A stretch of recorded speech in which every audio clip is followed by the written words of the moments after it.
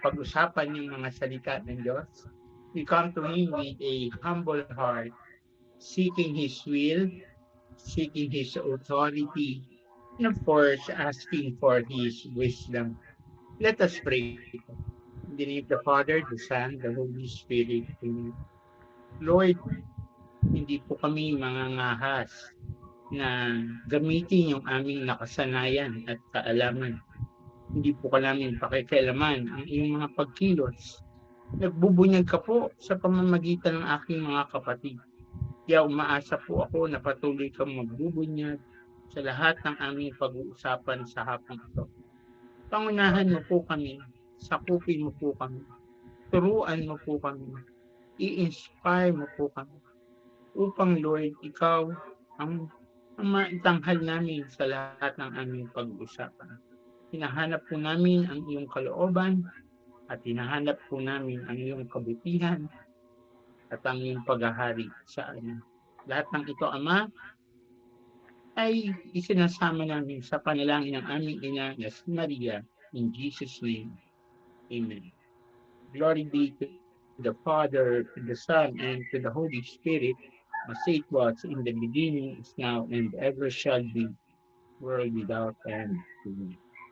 Then the Father, the Son, the Holy Spirit. Muli po, magandang araw po sa ating lahat. Napakaganda po ng insight po ni Sister. And so, kanina ho nung nagsisimba ako, narinig ko po sa pari na nire-represent daw po ng bangka ay yung simbahan o yung ating community na kung minsan ay dumadaan na hindi sa pagsubok, sa mapaghamon, sa persecution, ay yung bagyo. Hindi lang siya ang ganda ng pagkakapaliwanag ni Father kasi sabi niya, well, it is true, kasama rito yung personal nating mga problema.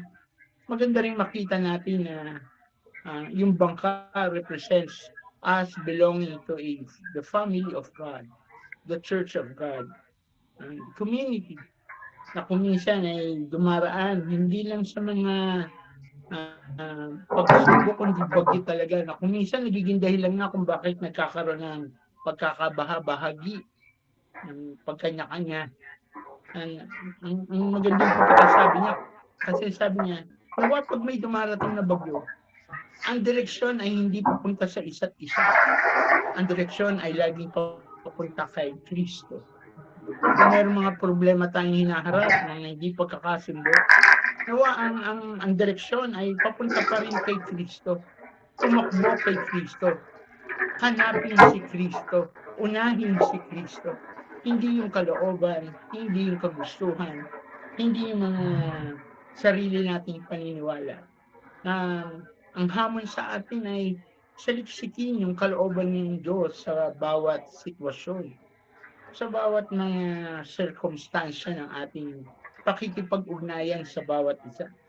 Of course, there will always be situations that hindi tayo mag-a-agree, or maybe there will be disagreements or difference ng views, difference ng suggestions, but in the end, we must always seek God. Hindi natutulog ang Diyos. No? Siguro dito nakuha yun kasi bagamat si Jesus, ang sabi sa kwento ay natutulog, pero isang kalapitan sa kanya ay bumangon siya. No? Ang sinabi nga niya, bakit kayo natatakot? Bakit kayo nag-aalala? Sinasabi niya, huwag niyong unahin yung mga inyong mga concern. Lagi niyong hanapin ay yung aking kagustuhan, yung aking kalooban, kung ano yung paggagawa ko, kung ano yung karunungan ibibigay ko sa inyo para hindi tayo magkaroon ng, hindi lumawak ang problema, hindi lumawak ang division. Bagkus, ang dulo pa rin ay pagkakaisa at pagkakasundo. Iisang bangka tayo, iisa tayo ng direksyon, iisa tayo ng plano, iisa tayo ng ikama ng buhay. Yung community po, naalala ko, binabanggit ko, kung babalakasin yan ay dalawang salita yan, common at unity. Community, common, ibig sabihin, iisa lang yung layunin, iisa lang yung goal, iisa lang ang ating puso. We are under one Spirit of God. Iisa. Wala, dapat common yan sa atin. Kaya nga masarap marinig lagi yung one in spirit. When we are one in spirit, ibig sabihin, there is unity among us. Kaya ang second word is unity. Di ba? Huwag natin maalala sa united we stand, Divided divided we we fall. fall. At ang trabaho po ng demonyo sa atin lagi is to divide us, not to unite us. And the work of the Holy Spirit is always to restore us, to heal us, to bind us with love. Yun po yung ating topic, yung insight po sa gospel. Tatapusin ko po ngayong araw na ito, yung ating pong pinag-uusapan about yung fruits of the Holy Spirit, at ang huli po nating topic for today is yung self-control, which is the ninth fruit of the Holy Spirit. Lagi ko pong naririnig sa baptism in the Holy Spirit o sa isang Life in the Spirit seminar na ang susi sa gifts ng Holy Spirit, which is love, which is yung wisdom, knowledge, faith, healing, miracles, interpretation, discernment, prophecy, and praying in tongues. Ay, yung huli po, yung praying in tongues. Kaya nga, napakaganda raw po na meron tayong gift of tongues because it unlocks the power of the other gifts. And kung titignan din po natin, yung ikasyam po na fruit of the Spirit, which is self-control, also unlocks the power of the other fruits. Kung walang self-control, how can we love? How can we have joy? How can we have peace? How can we act in kindness, in gentleness, in faithfulness, if walang self-control? Kaya nga pangalawa ng self-control. Ang self-control, it represents yung pagsuko natin sa authority ng Holy Spirit to govern, our thoughts, our actions, our words, and allowing Him to heal us from all those destructive habits, like yung pagpatol, like yung pagkapikon, yung madaling mag-react, madaling mag-isip ng negative. Those things, naihiwalay niya tayo, na-heal niya tayo ron, na-prevent niya. Ulitin ko po yung keyword. It is when we allow the Holy Spirit to have the authority over our own desires, over our own human nature. Um, Binabasa ko po dito na ang isang word ng self-control is temperance or mastery over oneself. Ibig sabihin, kilala mo yung sarili mo. Kilala mo yung kahinaan mo. Kilala mo yung lakas mo. Kilala mo yung limitation mo. Yung hangganan ng patience mo. Yung hangganan ng pagkapikon mo. Yung hangganan ng kakayahan mo na awatin o pigilan yung sarili mo. When you know that, then yung limitation na that's where grace begins. Nababanggit ko nga po, matagal na po ako sa Love Club. Around 33 years na po ako sa pagsuserve. And I would like to believe na mahaba-haba na ang patience ko. After 33 years, medyo nag-grow na yung patience ko. Unlike before, madali akong pumatol, madaling magalit, madaling impulsive. Sa madaling salita, impulsive. Nakatira po ako dito sa Valenzuela, malapit po ito sa Bulacan. So, palagay ko lang po, ang aking pasensya, kaya nang umabot ng Alabang, kung susukatin ko Alabang. Medyo nasa north ako, nasa north, yung Alabang ay nasa south. So, malayo-layo na. But oftentimes, yung patience na kailangan ko, or yung love na kailangan ko, or yung kabutihan na kailangan ko, nag-extend, hindi lang Batangas, baka nga Mindoro pa, baka tumawid pa ng dagat. Ang layo pa ng kulang ko. At doon ko, kapag natanggap kong hanggang Alabang lang ang aking pasensya, then maaari ko nang bibigay yung kasunod. Isuko. Holy Spirit, take control. Hanggang dito lang ako. And when I allow the Holy Spirit to take control, ang bunga nun ay buhay at kapayapaan. No? Binanggit yan sa Romans 8:6, to be controlled by the Holy Spirit results in life and peace. Na yun yung binibigyan niya tayo ng bagong buhay, binibigyan niya tayo ng buhay na may kapayapaan. This is beyond yung self-control, hindi lang siya yung willpower. Yung nga, kasi yung sarili nating willpower, yung human willpower, limitado yan. Ilang beses na ba natin talagang nangako na magpapasensya na ako, hindi na ako magre-react, and yet we fell in the same sinful pattern. Ilang beses na tayo nangako na hindi na ako magagalit, hindi na ako magre-react, and yet something in us still fails.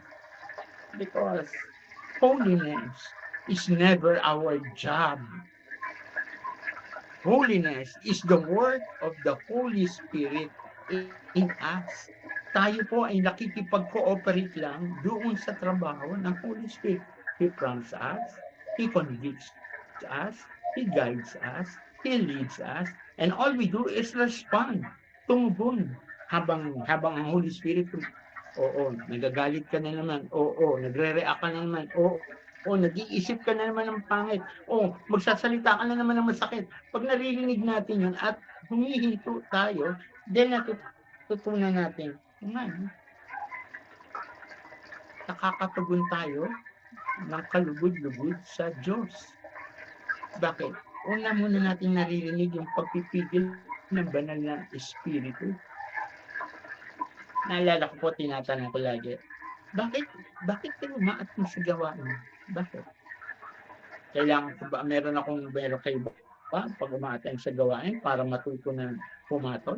Of course not. Of course not. Kaya tayo nandito para matuto hindi pumatol.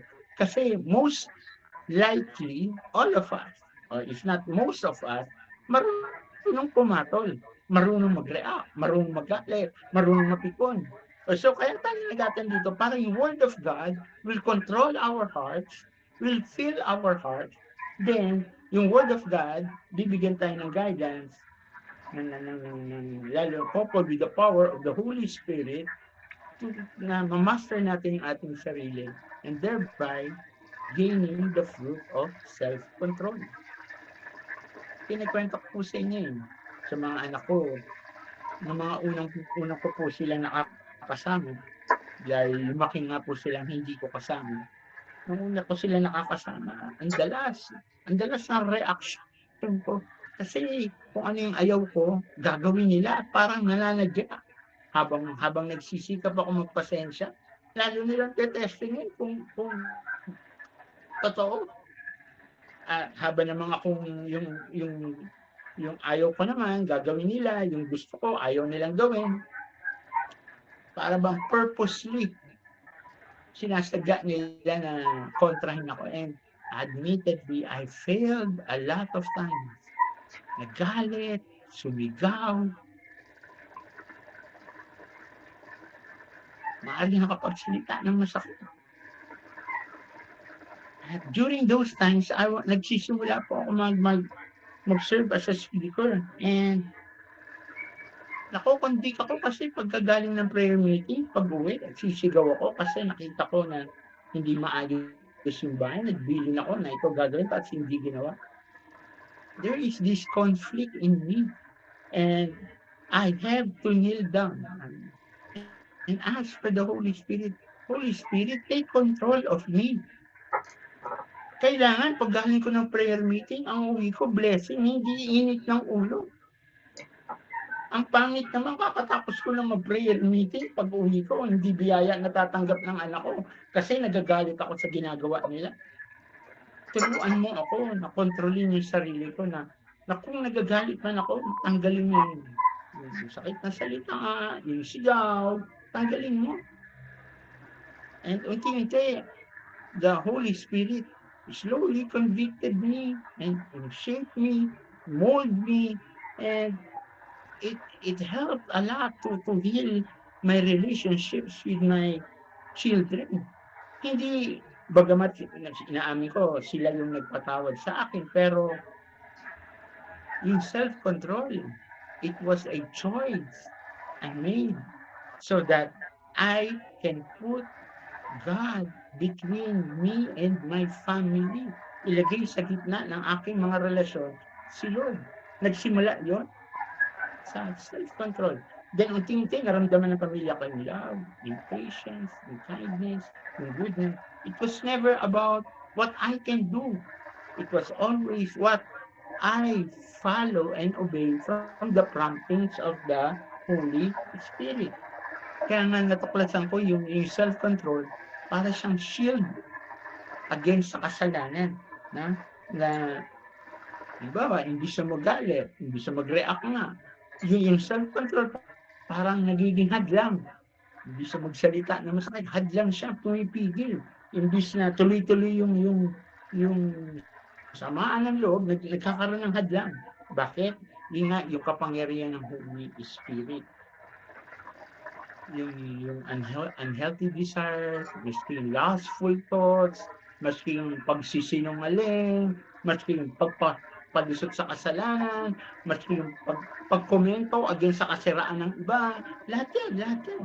Nahahadlangan pagka pinapayagan natin Holy Spirit to control us.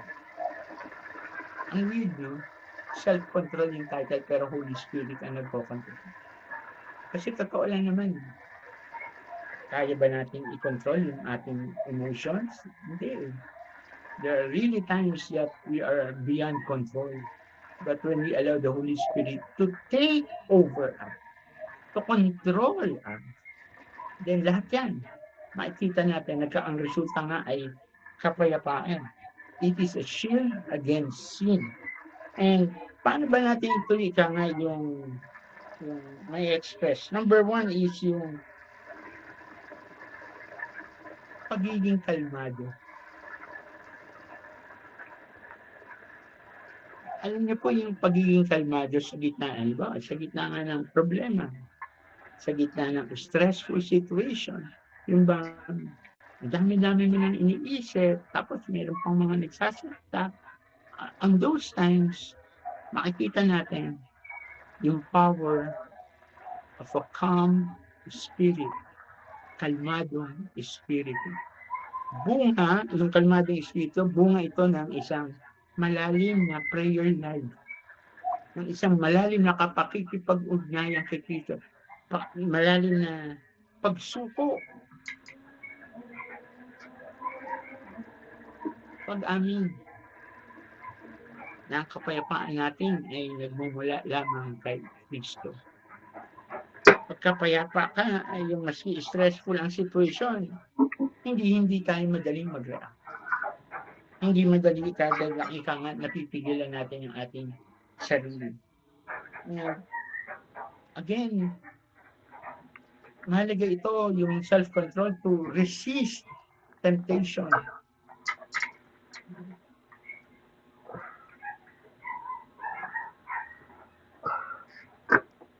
Pinaka malaking laban natin lagi ay yung hindi tayo pinipigilan ng masamang espiritu sa temptation. Hamon yun sa atin.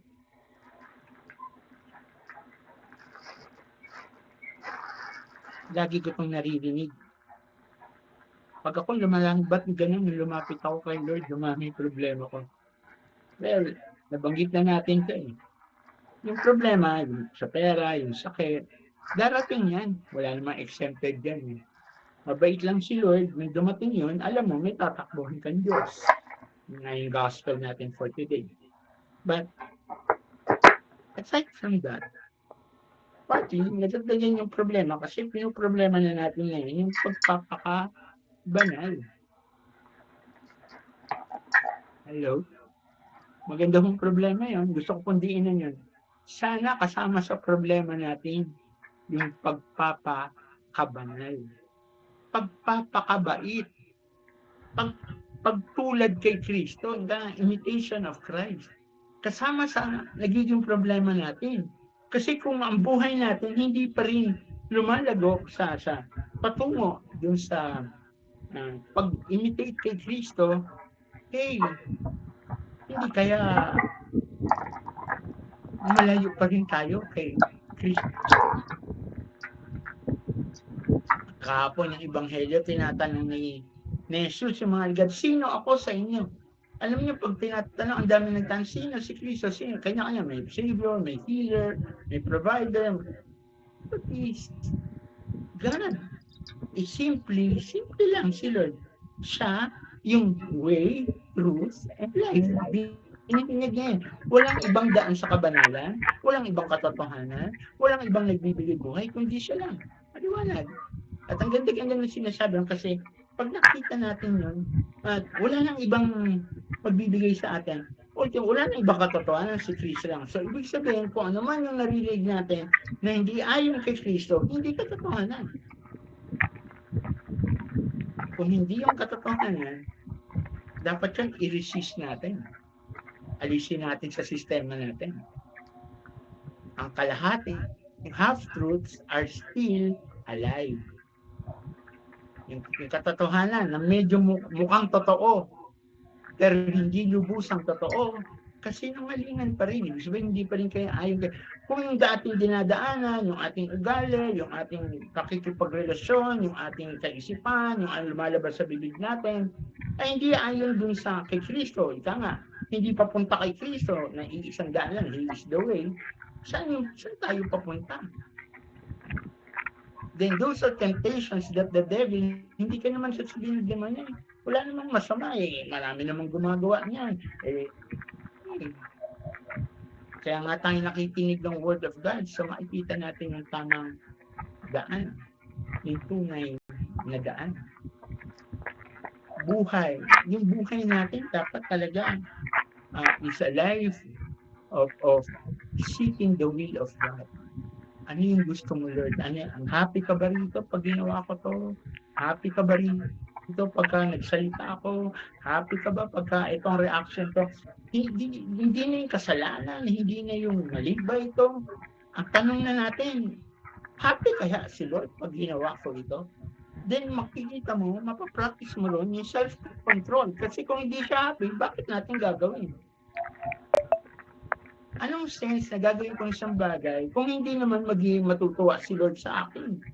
If it is not pleasing to God, if it does not glorify God, why would I do it? Why would it? Sabihin, nasaktan ako. Parang isang araw, tinawag ako ng kapatid ko, nagkaaway sila. Tapos habang nag-aaway sila, sabi niya, ay, wala kang pakinggan. Lagi ka nga. Sabi ko, tinawag mo ako rito para hindi ka pala makikinig. Sabi ko, kuya, wala kang pakinggan. Sabi ko sa kanya, ganito na lang. Mahal kita eh. Kung meron man ako sasabihin, pakinggan mo hindi, sasabihin ko pa rin. Kasi mahal kita. Kung hindi mo gusto yung sasabihin ko, walang problema sa akin. Pero magsasalita pa rin ako kasi mahal kita. Anong kinabukasan, nag-text siya saan, sabi niya, kuya, thank you. Thank you. At kaya kami nagkabati, yung partner ko kasi yung mga salita mo, naging dahilan. Sabi ko, mahal ko kayo eh.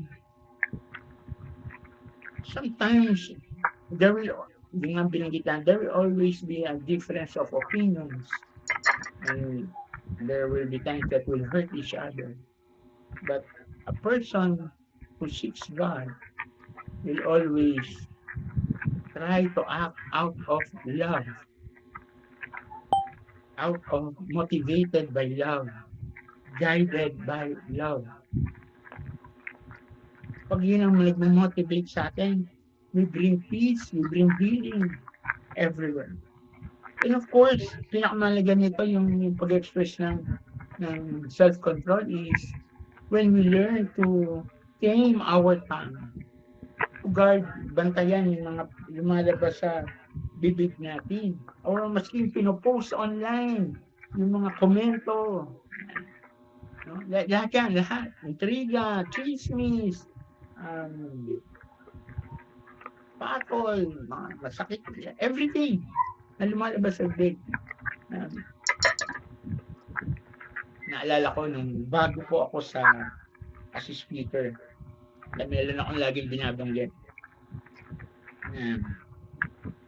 Bawat community sa Love Flock po, meron kami mga ministry, shepherd, may social service, may trimedia, may speakers, may healing, may liturgy, may office, maraming ministry. Pero yung bago kang speaker, binabanggit ko sila, kailangan natin magdagdag ng isa pang ministry para tumibay yung ating community. Ha? Kumpleto na kasi parang nag-speaker ako, 30 years na love flock eh. So matibay-tibay na.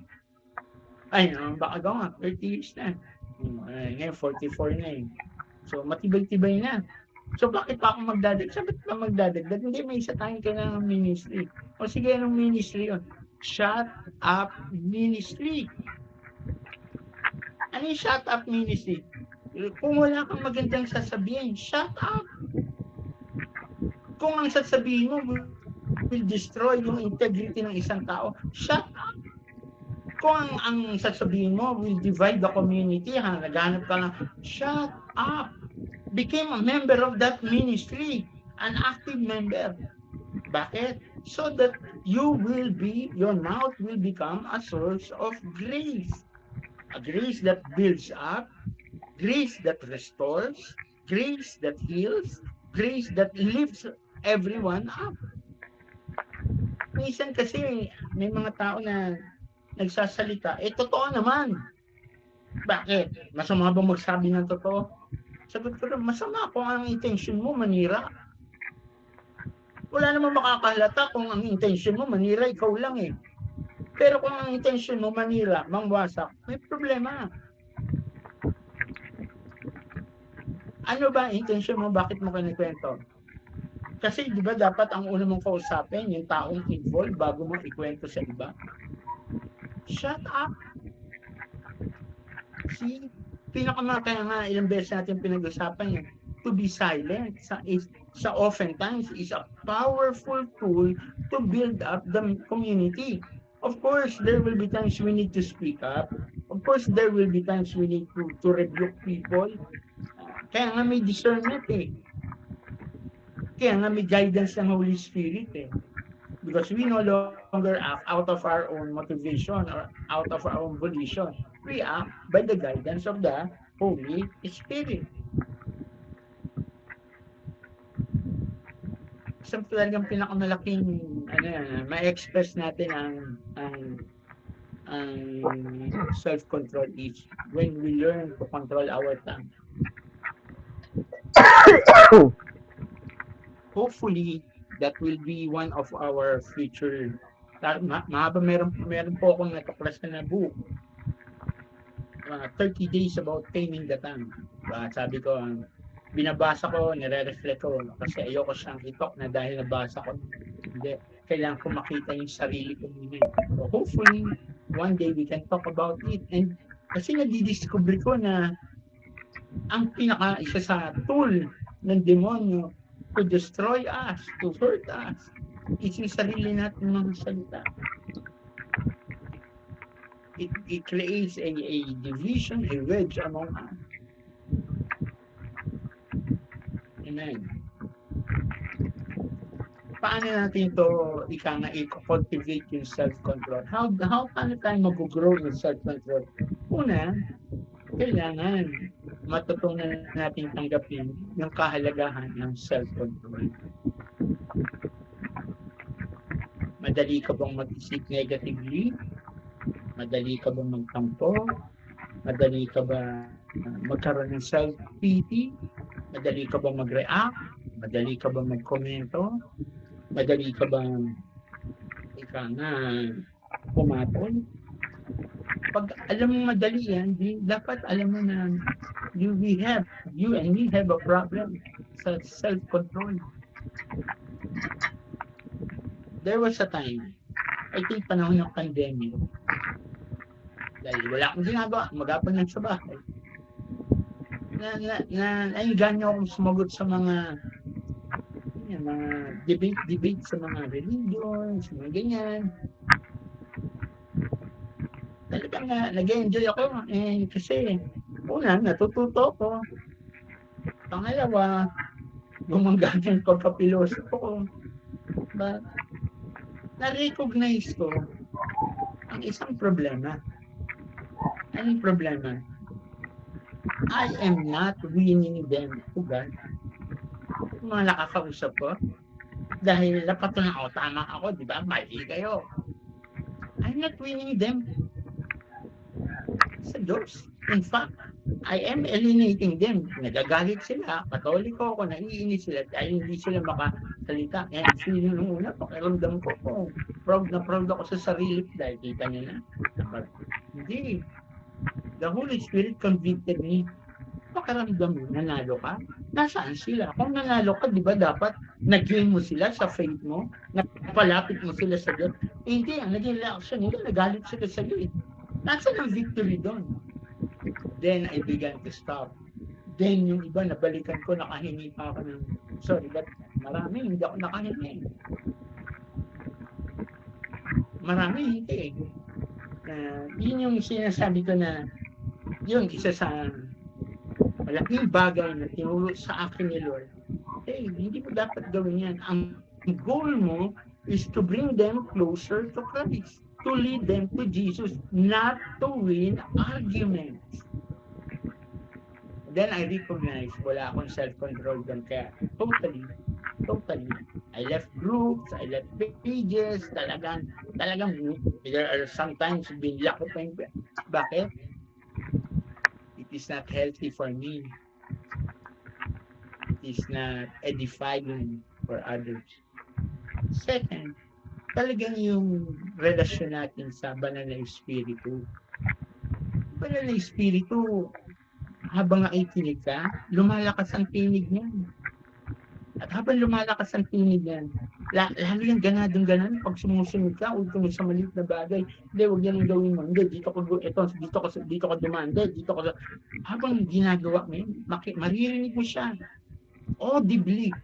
And I believe most of you have experienced that. Dinig na dinig yung tinig ng banal na Espiritu. Pero the more we ignore it, the more na binabaliwala lang, hindi natin pinakikinggan, gagawin pa rin natin yung gusto natin. Hallelujah. Unti-unti yan ipipade. Unti-unti humihina. Dahil sa ina-abandon ka niya, hindi hahayaan ka niya kasi may free will niya tayo. Hayaan ka na. Then when you discover yung pitfalls like what I did, then babalik. But yun nga lang, may mga failures na, may mga nangyari ng hindi maganda. And to avoid that, napakaganda ho nito, hindi lang tayo nakikinig, hindi lang nagpupuri, tinatawag natin siya, hinihingi na i-sanctify tayo. Habang ginagawa natin ito, there are wonderful miracles that the Holy Spirit is accomplishing in our lives. At ang pinaka-importante, of course, nagdi-deepen yung relasyon natin. And the more deepen, malalim na relasyon natin, the more tumitibay yung self-control. Of course, yung daily restraint.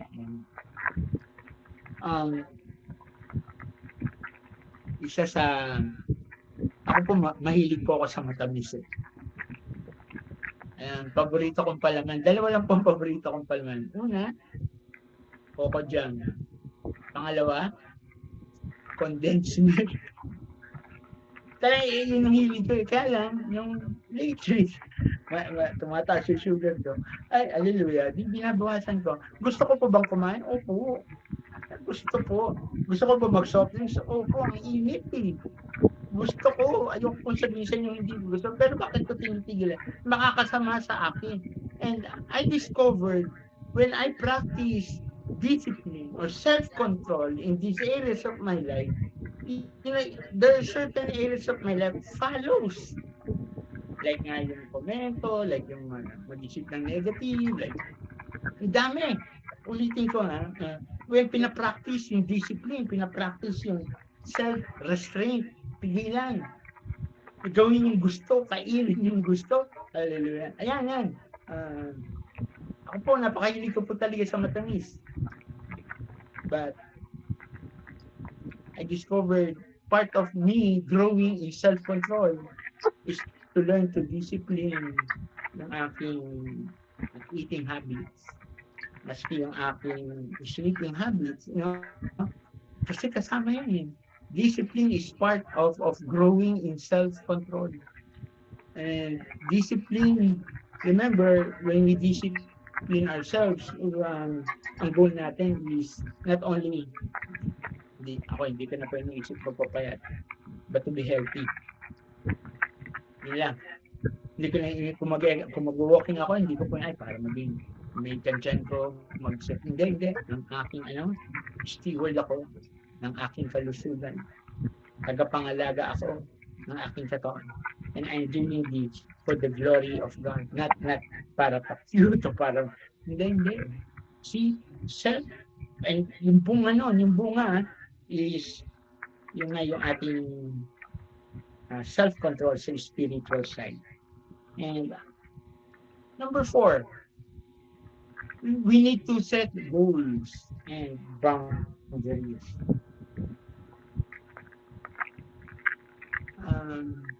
Goals is, tulad nga yung, dahil nga yung sugar ko, so kailangan magkaroon ng goal na bumaba or maintain. So, nagkakaroon ako ng paradigm shift sa aking eating habits, sa aking lifestyle, and I notice it contributes a lot din sa aking paglago sa spiritual side. Kasi kung napapractice ko to rito, then I also need to practice here.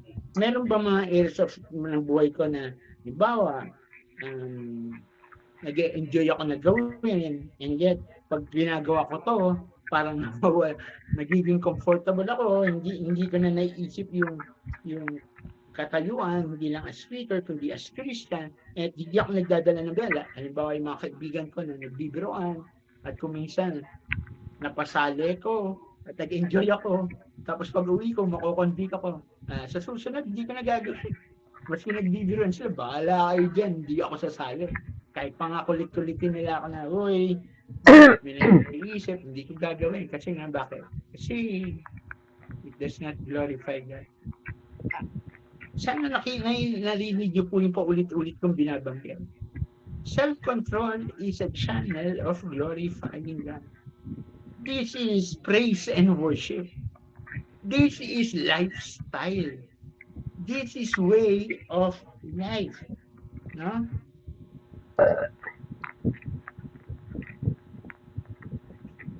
Way of life. Kaya nga, pag nagsiset ka ng boundaries, nagsiset ka ng goals sa buhay, then you pursue that goal. Anong goal ng Kristiyano? To be with Jesus in eternal life. To be with God. To worship God in eternity. No? Kaya nga dito, makita natin, the more we restrain ourselves, we discipline ourselves, do some concrete actions towards this, kikita natin na, yun nga, way of life to. Glorifying God. Seeking God. And of course, most importantly is to have people around you who will support you, who will pray for you, especially pagka when you are weak, pagka nagkakaroon ka ng meron po ako sa community, meron po akong mga tao na pinagtitiwalaan ko po. Nga, pag sila kasama ko, I can be myself. Walang pagkukunwari. Nga, I can ask them, nag-iisip ako ng pangit, please pray for me. Nagagalit ako dito, please pray for me. I can open my heart.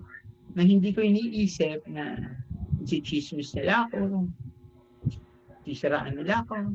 Hindi yun ang mentalidad ko. But these people are more than friends. These people are, hindi ko lang sila tinatawag na prayer warriors, but may kasama ko sa journey ko.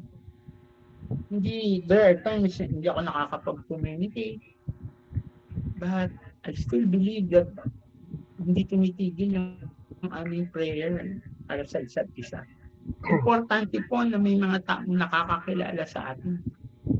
Importante po na may mga tao na nahihinahan tayo pag tayo po ay nangihina or nasa gitna ng spiritual struggle.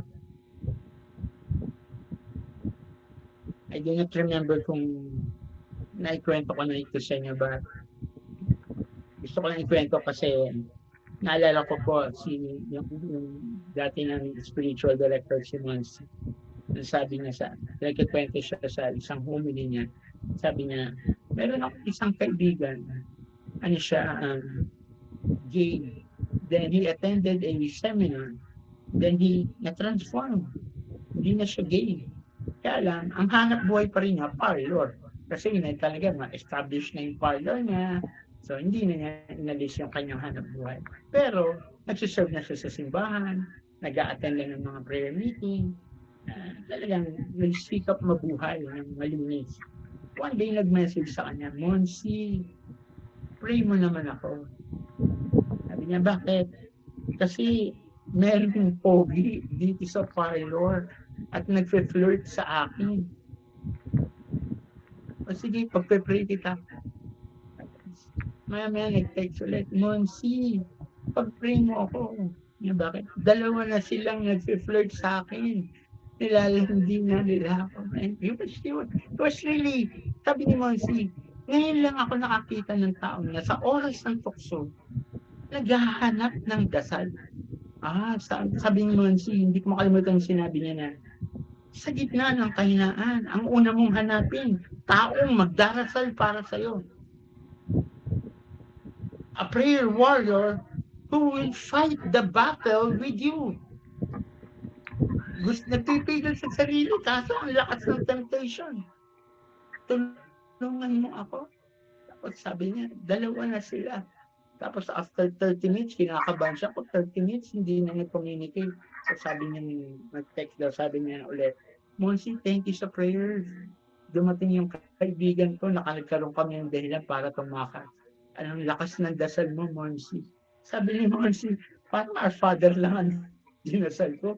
Pero, sabi niya, when we pray for someone who is tempted, we are helping them para magkaroon ng self-control. So see, we need someone to pray for us. We need someone to fight the battle with us.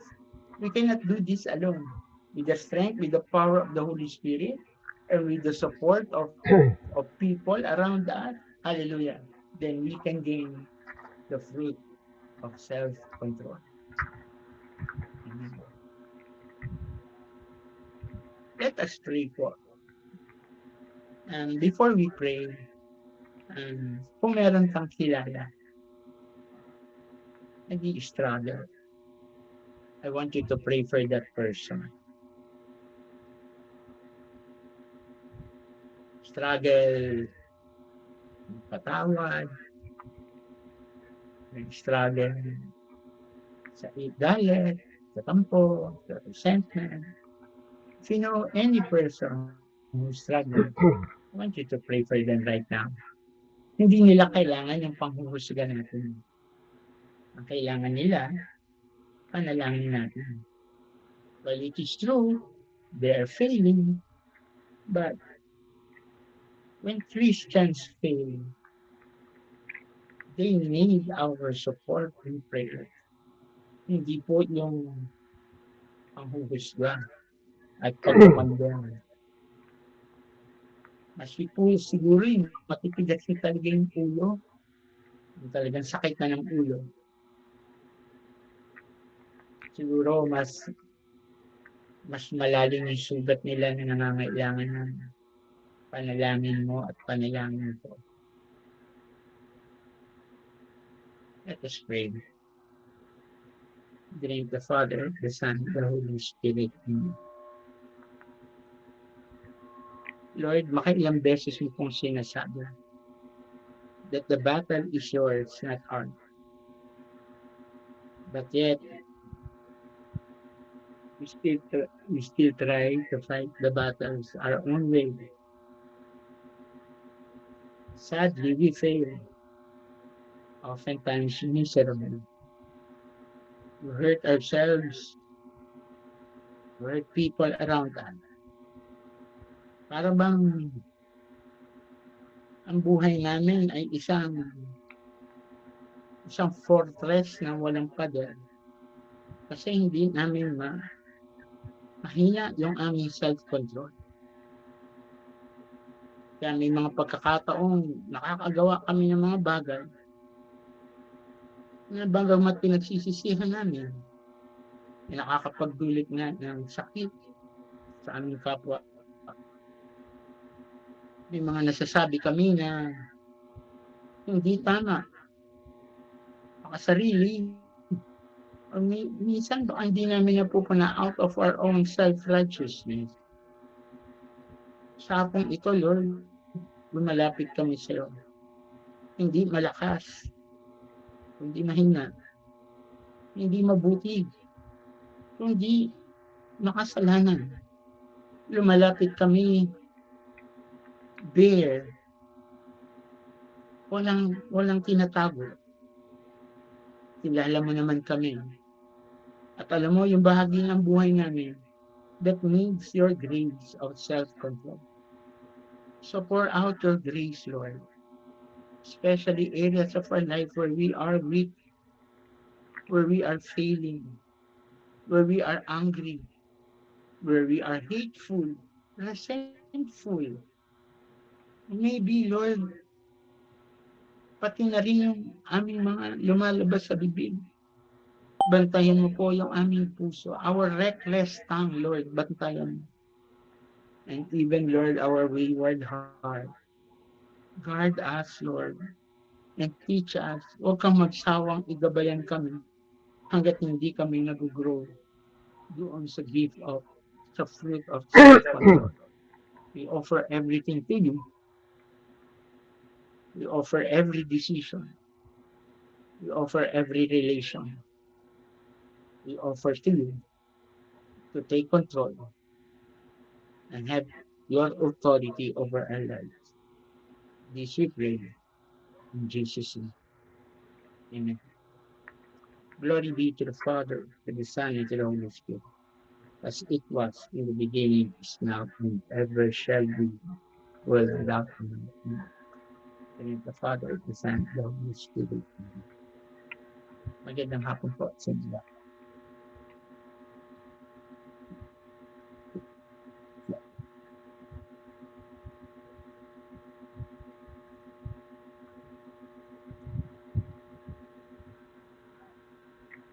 Salamat po. Mari po ako mag-stay at kung meron po kayong tanong siguro mga around 15 minutes po. Kung meron po kayong Sister Elsie. salamat po.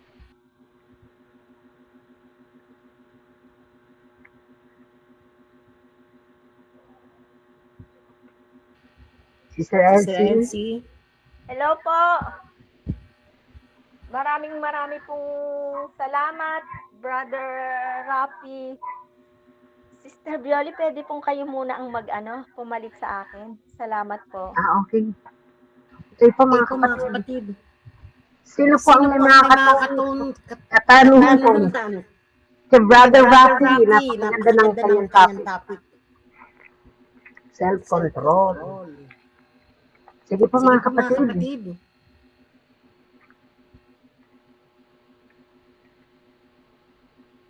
Tayo po lahat, 38. Okay po. Tanong po tayo mga kapatid. Sister Yana, sige po. Itatanong ko lang po kay Brother Rafi. Ako po meron pong pamangkin na para pong na ano po siya, magaling po siyang magbasa ng Bible at magaling po magsaon. Tapos po nai-impart po niya talaga sa mga tao. Kaya lang po, bakit po pagka po yung problema po sa pamilya, para pong siya nadidepress na po, nawawala na po ng control sa sarili. Parang hindi na po siya yun, yung naiiba po siya ang pagkatao. Parang medyo po merong, parang brain damage po. Ba't po gayon kaya nangyari sa kanya? Pero pagka po naman nakausap ko po, para pong kaya po yung nararamdaman niya, pag po hindi siya binibigyan ng halaga ng pamilya, para pong masyado na siyang depressed dahil naghahanap po siya ng pagmamahal. Pero wala ho talaga siyang inaasahang pagmamahal. Parang ang tingin ho sa kanya talaga ng pamilya meron na po sira sa ulo. Kaya po ako'y naaawa. Pero pag ako naman po ang kausap, nasunod po naman sa akin. Kaya sabi po, mabuti pa kayo, inaalok niyo kung kumain. Ito sa amin ikang pamilya, hindi na. Pero ano po kayang gabit po gayon? Pero ang galing po talaga niya sa ulo po niya, mga Bible verse po. Ang galing po niya makipag-usap sa mga tao at mga madami naman pong natututo sa kanya. Pero ang akin ang pinagtataka, bakit po yung buhay niya parang siya wala pong maayos na buhay. Kahit saan po siya pumunta, ang tingin sa kanya parang yung po taong may sira sa ulo. Gayon po ang pagtingin sa kanya. Ano po ba kaya ang gano'n? Una po, kailangan niya po muna ng makahanap ng tao na gagabay po sa kanya. Parang mentor, who will guide him spiritually, emotionally. Yung taong talaga mapagtitiwalaan niya po, yun po siguro yung muna natin ipagdarasal sa kanya. Makatagpo po siya ng taong gagabay. Second po, kailangan niya po ng healing of memories. Yung healing ng inner being. There are a lot of, marami po kasi yung healing, lalo yung inner child yan. Kailangan niya po yun para mabuo ulit yung self-esteem niya. Ang problema nga po ay yung pamilya po niya ang talagang parang number 1 po na hindi siya ini-entertain. Ako po at saka yung pamilya kong naroon para pong naano sa kanya hindi naman po namin kaya suportahan yung mga pangangailangan dahil ayun sa totoo lang nga po ay yung kanya pong yung pinaka older brother po ay po siya pastor po talaga, pero kahit po siya ay mapalapit hindi naman po siya pinapansin man lamang. Sabi ko di sinusumbong ho sa akin.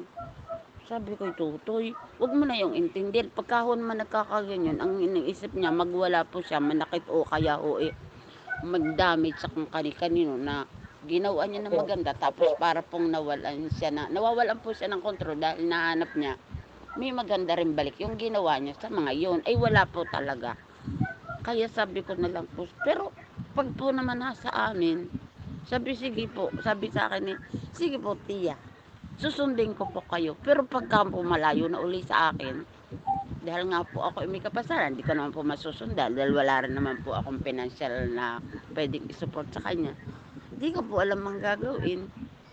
Sadya po talagang, dahil mula pagkabata ho, na-obserbahan ko sa kanya, hindi ho siya yung pet ng pamilya. Tapos nagpamilya siya nang hindi niya gusto. Nagkahiwalay pa, nag-asawa pa yung kanyang Pero pong sobrang talented talaga, napakatalino sa napakaraming bagay. Yun ang nagiging sa kanya talaga. Ang hirap po ng problema niya, hindi ko alam ang solusyon nun.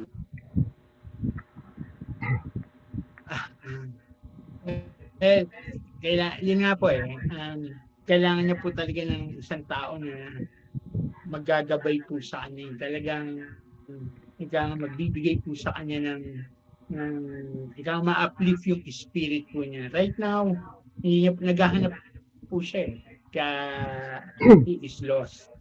He is struggling.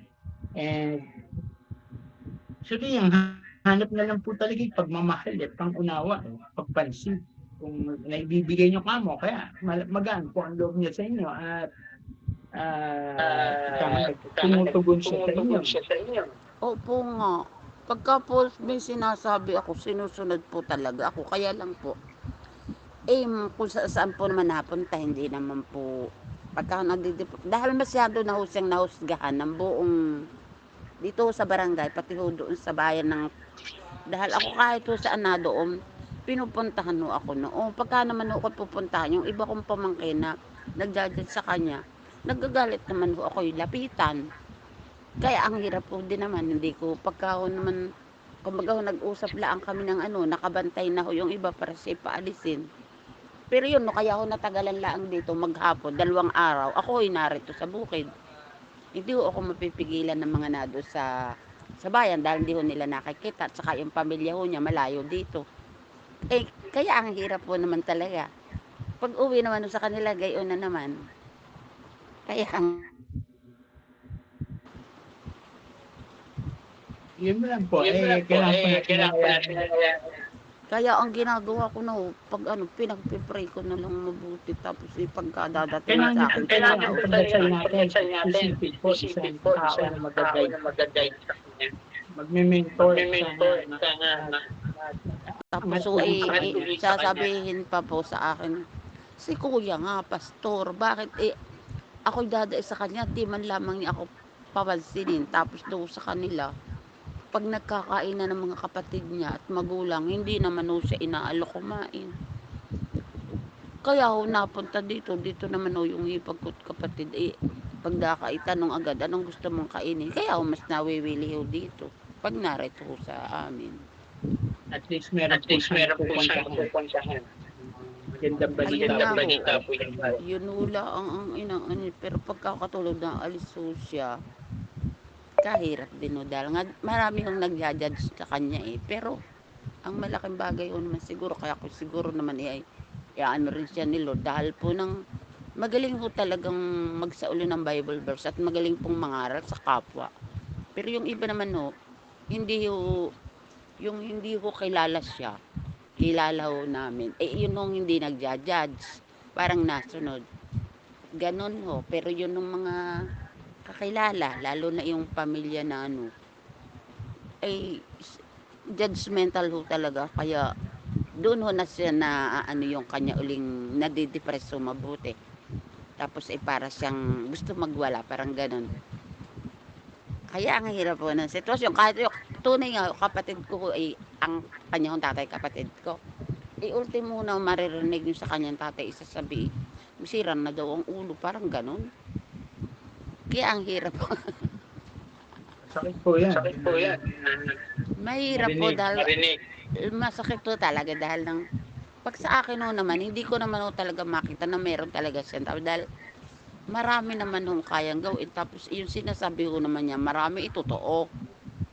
Na hindi naman ho makayang tanggapin ng pamilya dahil nga, siyempre ho, hindi ho ba naman ang mga tao makamundo, parang ganoon. Kaya mahirap po ang sitwasyon niya dahil ang sa kanya, pinipilit niya sa oras na yung magbago ka, parang gayon sa magulang niya. Parang pati doon sa mga kapatid, ipakita mo sa amin na talagang at talaga naman ng totoo, nagsisi-attend daw sila ng church ho.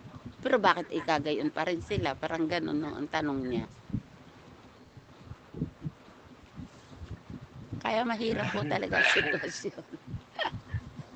Pero natutuwa naman ho ako pagka ho naman napunta din na para ho naman na uulian ho, pag nakakausap ko nasa saulian ho siya ng yung parang nalinaw ho ang kanyang nawawala yung pagka-depressed, tapos parang yung mga sinasabi niya parang maayos na ho.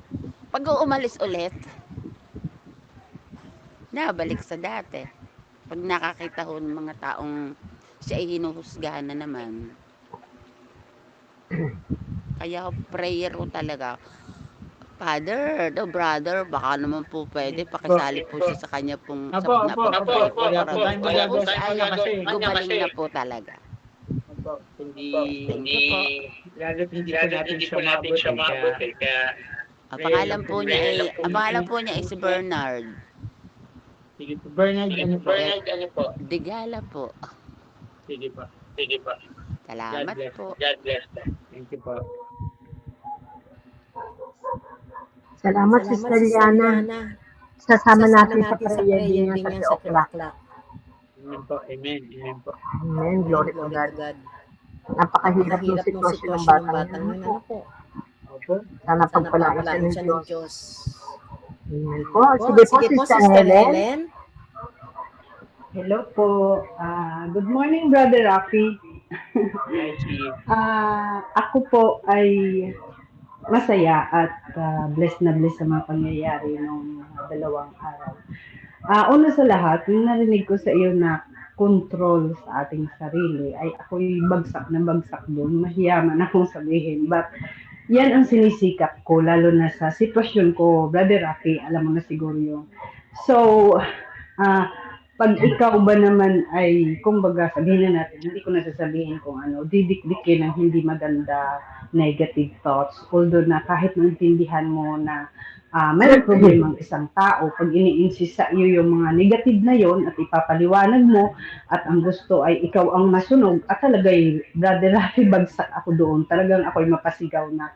So, although tinatry ko na sa pakikinig dito ay sinisikap ko dahil ako naman ay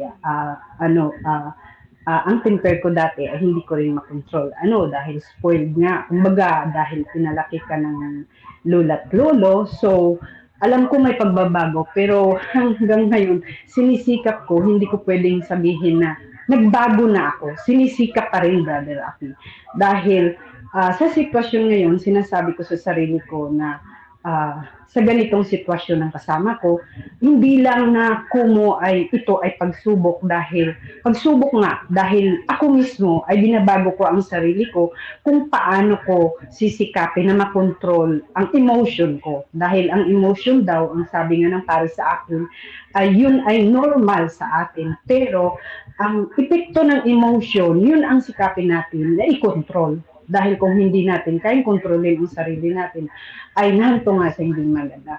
Natawa ako sa sinabi ni Sister, sino nga yung nag-share, kayo lang. Tama nga naman dahil ang isang tao, siguro Brother Rafi, ay nadidepress dahil sa frustration. Diba, Brother Rafi?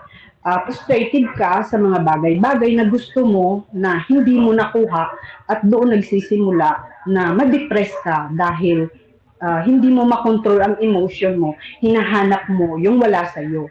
So, kahapon ay ako yung nagpapasalamat dahil ako nang nag-a-adjust kung ano man ang gusto. Di sige, kahit gusto mo man at hindi niya magawa, di kontrolin ko ang sarili ko na sige, okay, sige. Dahil funeral, dadalhin na yung ash ng nanay niya doon sa mismo sa lugar nila. So, ang mga kapatid ay umalis na ng Friday afternoon. So, sabi ko, alis rin tayo kahit Saturday. Abay, tulog hanggang alas 10. So, hindi na ako naghanda. Friday, may trabaho pa ako. So, upo-upo na ako. Gumising ng alas 11. Sabi ko, anong plano? Aalis ka? Kung hindi, dito lang tayo. Sabi niya, ayokong sumama. So, alangan pipilitin ko, no? Dahil siya naman ang nagsasuffer sa mga ganyang sitwasyon. Ayaw ko makita si ganito.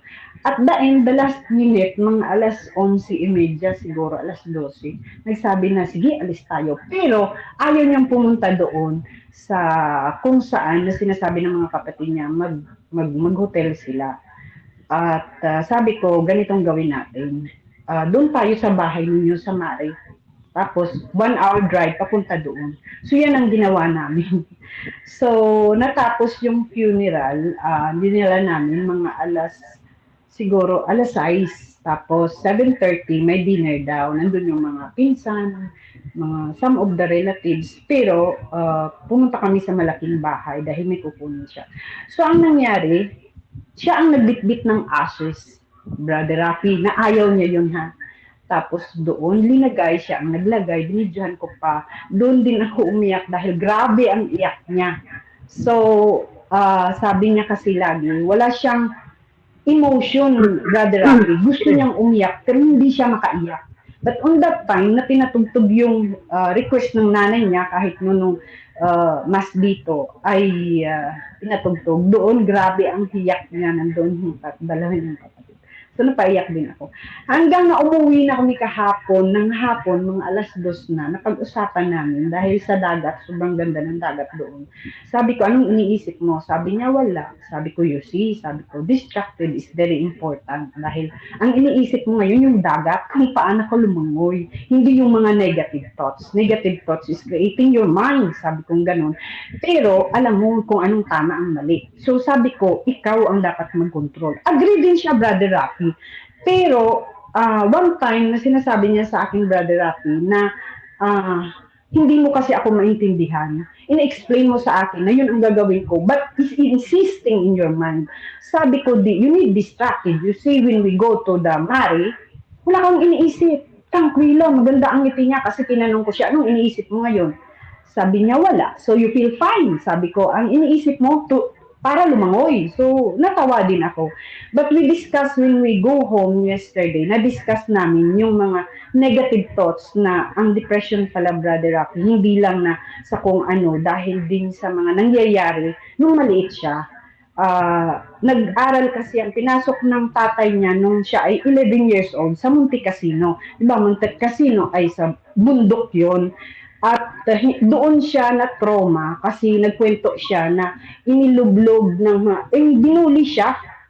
Pero ang tatay niya as a judge, sinabi niya sa tatay niya, hindi naniniwala. So ang explains ko sa kanya, imposible kung sure ang tatay mo as hindi naniniwala kasi siguro mahilig kang maggawa ng istorya. So imposible na hindi maniniwala. Nilublob yung kanyang ulo doon sa Monte Cassino yung Brother Rapia sa toilet. So, hindi niya kaya dahil maliit siyang tao at hindi niya pwedeng ipaglaban. So, bumabalik-balik yun, yung trauma niya, yung takot niya, na hindi niya kayang ipaglaban. Sabi ko nga sa kanya, ang tatay mo mahal ka dahil sabi mo sa akin, nung nag-party kayo, may isa kang kaibigan na sinabi ng kaibigan mo na negative about sa'yo at sinagot ng tatay mo, kung nandito ka para sa anak ko at magsabi ka ng negative, bakit nandito ka? Dapat hindi ka pumunta rito dahil kumbaga kinampihan ng tatay mo. So that means sabi ko, kung sure na sure ang tatay mo na binuli ka doon, sigurado may gagawin ang tatay mo. As hindi na siya naniniwala sa'yo dahil marami kang kwento na baka kwento-kwento mo lang at imposible na gagawin yon, hindi siya naniwala sa'yo. So, kumalma siya, sabi niya, oo nga. So, salamat sa Diyos at ako'y na-bless din dahil nakita niya yung tiyahin niya na 100 years matandang kapatid ng nanay niya at hindi alam na wala na yung kapatid. So, tuwang-tuwa dahil ako na-feel ko sorry sa pamilya nila dahil tingin yung tiyahin niya sa akin dahil siguro kinukwento ng nanay ni Guido.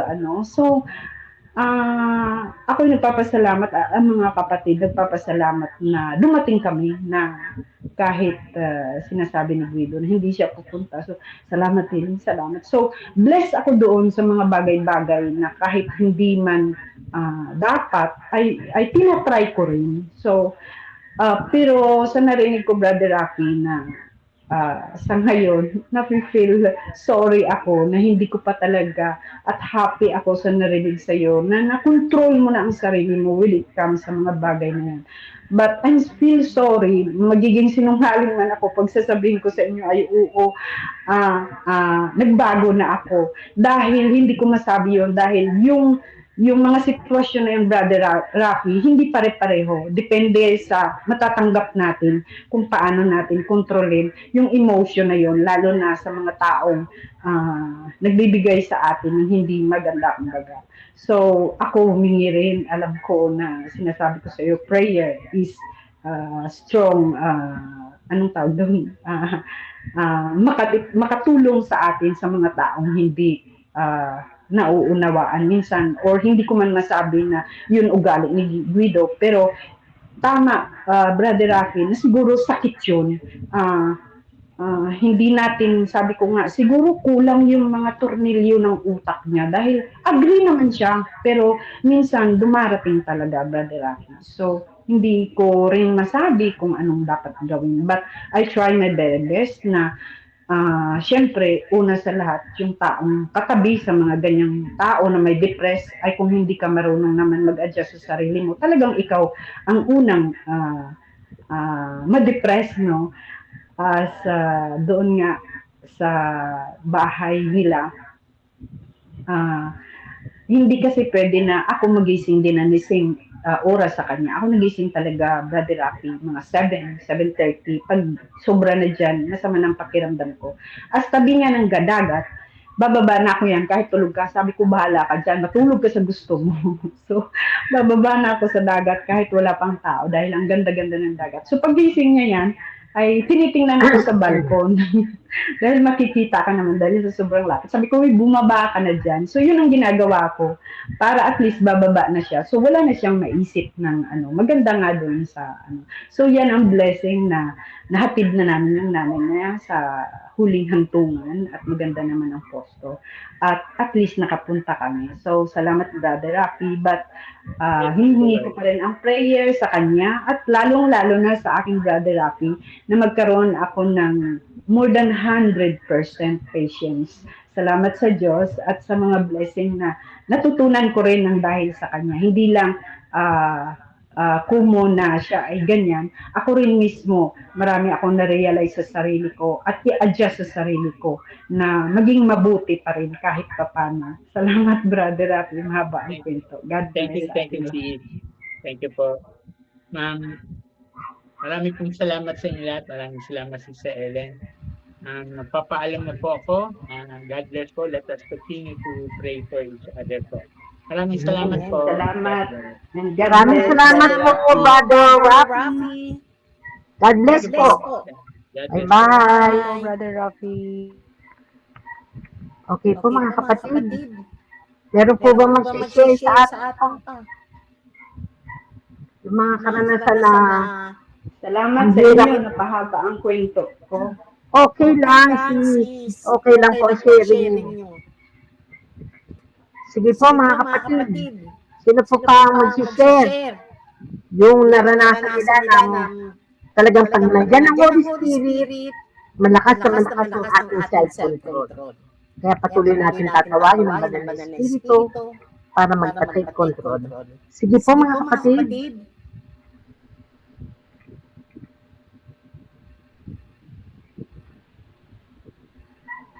Share po tayo.